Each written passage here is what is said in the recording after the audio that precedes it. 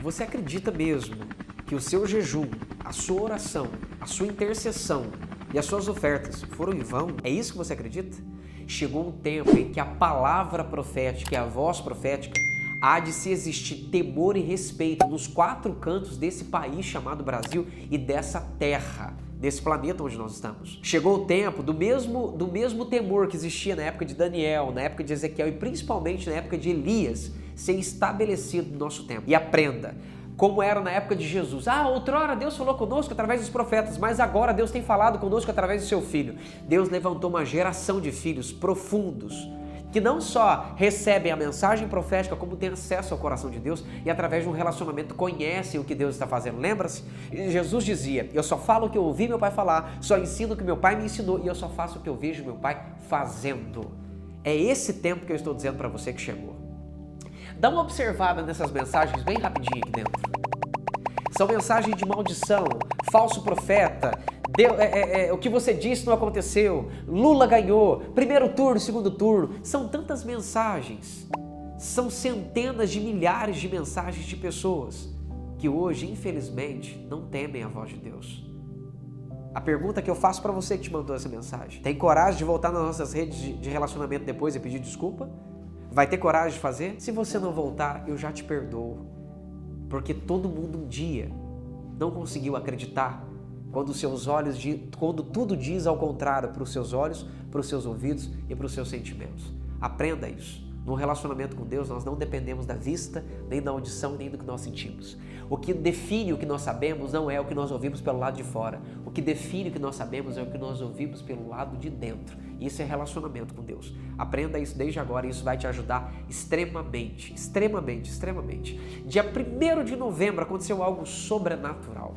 Eu acordei de manhã muito questionador, falando assim, Deus, eu queria muito que o Senhor me explicasse algumas coisas que aconteceram, por favor. Eu sei que já faz um certo tempo que a gente não se conecta profundamente, mas hoje eu queria ir além da profundidade. E ali nós começamos a conversar. E eu fui invadido por um sentimento de amor inacreditável.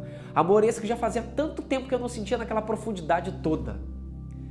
E eu falei assim, pai, o que está acontecendo? O que aconteceu? Porque afinal de contas, saber que as eleições não seriam respaldo para o que vai acontecer, eu já sei. Me conta o que está acontecendo. Me explica o que o senhor está fazendo no Brasil. Mas eu queria com um pouco mais de detalhe. Porque eu já sei, a cadeira do Bolsonaro ninguém toma. Mas eu queria que o senhor me mostrasse um pouco mais e eu tivesse um pouco mais de acesso ao que realmente está acontecendo no dia de hoje. No dia das eleições, de uma forma bem rápida, de tarde eu estava conversando com um amigo querido, que é um atleta famoso, e eu tive um déjà vu, uma lembrança de uma visão passada que eu tinha tido com Deus, né? De outras vidas passadas não, há tempos atrás. E essa visão que eu tive, eu via o Lula vencendo, mas eu não contei para esse meu amigo.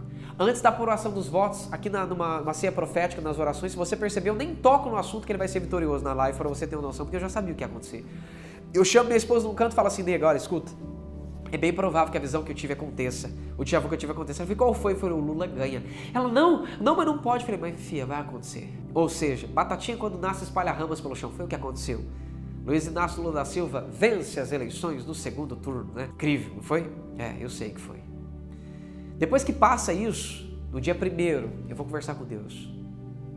E o pai fala pra mim assim, Wagner, você tá com medo? Eu falei, Deus, medo eu não tô, mas apreensivo eu tô. Embora eu sei que as eleições não fazem parte do seu projeto, apreensivo eu tô. E o pai falou, Wagner, eu ainda não comecei a limpar a nação. Eu ainda não comecei a fazer o que eu quero fazer, Wagner. Eu falei, Deus, então me conta o que está acontecendo de uma forma completa. Deixa eu entender. Deixa eu entender o que está acontecendo aqui dentro, pai. O senhor pode me falar? O pai falou, Wagner, vou falar para você. Pega um papel, uma caneta para você anotar. E eu falei, pai, eu não tenho, eu não sei onde está.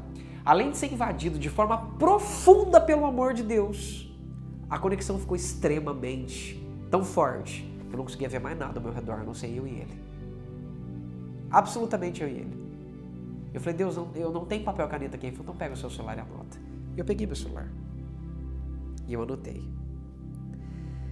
E eu fiz um registro dessa data para que ninguém dissesse que eu falei isso depois. Isso aconteceu dia 1º de novembro. Dia 1º de novembro. O pai falou, Wagner, então anota. Eu vou falar por códigos para você não ficar assustado e nem tampouco nós termos problemas iniciais. Mas para um bom entendedor, uma letra só basta. A primeira frase que ele me disse foi, Wagner, o absoluto dinâmios, pesquisa o significado da palavra dinâmios, federal, vai ser tomado. A polícia vai prender Alexandre de Moraes por fraude. A minha glória encherá a terra. O povo irá às ruas em massa. Sou eu quem faço o reger do universo. Eu não aceitei e não liberei os sacrifícios deles. Na hora que ele me falava isso, para quem conhece a voz de Deus e tem relacionamento com Deus, sabe que existe a voz principal, existe as subvozes. Nessas subvozes eu percebi de verdade Deus falando assim, Wagner, filho, foram feitos sacrifícios e centenas de sacrifícios de animais, de crianças, de pessoas, de bruxos, de xamãs, de todas as sortes que você pode imaginar, Wagner. O único Deus que existe na Terra sou eu, não há outro que se nomeia nem que se pareça comigo. Eu não aceitei nenhum dos sacrifícios deles e não permiti que os sacrifícios deles fossem executados, trouxessem a ninguém benefícios. Aí eu fiquei absurdado com aquilo, falei, uau! Eu já vou fazer um apêndice antes de eu terminar de ler aqui minha cartinha. Não, vamos ler tudo, né? Assim como nos tempos de Elias, eu responderei com fogo. Não deu 20 minutos no final das eleições, já começou a chover e o Brasil inteiro choveu, o Brasil inteiro mostrou sinais inacreditáveis. Para você ter um pouco de noção sobre os sinais que Deus faz. Ele me disse, Wagner, Bolsonaro será reeleito, os poderes serão abalados. Ele me falou, o último trecho da sua profecia ainda não se cumpriu. Eu falei, como assim? Peraí, me explica esse negócio direito. Me explica de verdade esse negócio direito. Escute, durante anos, antes de 2014, o Brasil tem vivido, eu vou usar uma palavra para você entender, uma espécie de encantamento, onde as pessoas têm ficado cegadas e você escuta de forma unânime, todo mundo dizendo, não vale a pena fazer nada, é assim mesmo, não tem outro jeito, não vamos fazer nada, e por assim tem seguido consequentemente, um dia após o outro. Só que dessa vez é diferente. E por que eu disse para você que o seu jejum, sua oração, sua oferta, sua intercessão não vai ser em vão? Porque dessa vez o Brasil não está sozinho. O leão rugiu, o leão se levantou. E quando eu falo de leão rugir, eu não estou dizendo do brasileiro. Eu estou dizendo do Cristo que habita no cristão que é brasileiro. O leão rugiu, a igreja se levantou. Nunca se orou tanto como se ora no dia de hoje, se intercede tanto como se intercede no dia de hoje, se oferta tanto e se jejua tanto como no dia de hoje em prol do Brasil. A diferença é que toda a manipulação espiritual para cegar as pessoas foi destruída pelos sacrifícios, pelos jejuns, pelas ofertas, pelas intercessões e pelas orações da igreja brasileira e da igreja mundial. O mundo inteiro hoje está atento ao Brasil. Sabe por quê? Porque nós hoje somos já o celeiro para todas as nações. Aprenda isso. Nós vamos ver de verdade a mão poderosa de Deus se manifestar de uma forma sobrenatural. Deixa eu fazer você ficar notório de uma coisa que eu estava conversando com Deus nesse exato momento. Eu falei, Deus, como assim o trecho não foi concluído? O pai falou, Wagner, você não percebeu? A terceira parte da profecia se cumpriu. Aí, na minha cabeça, a hora que ele estava falando aqui, eu falei assim, não, mas peraí, então se já se cumpriu a terceira parte, então não tem mais nada para acontecer. Ele falou, não, presta atenção. A terceira parte, Wagner, já se cumpriu. A quarta ainda não. Eu falei, peraí.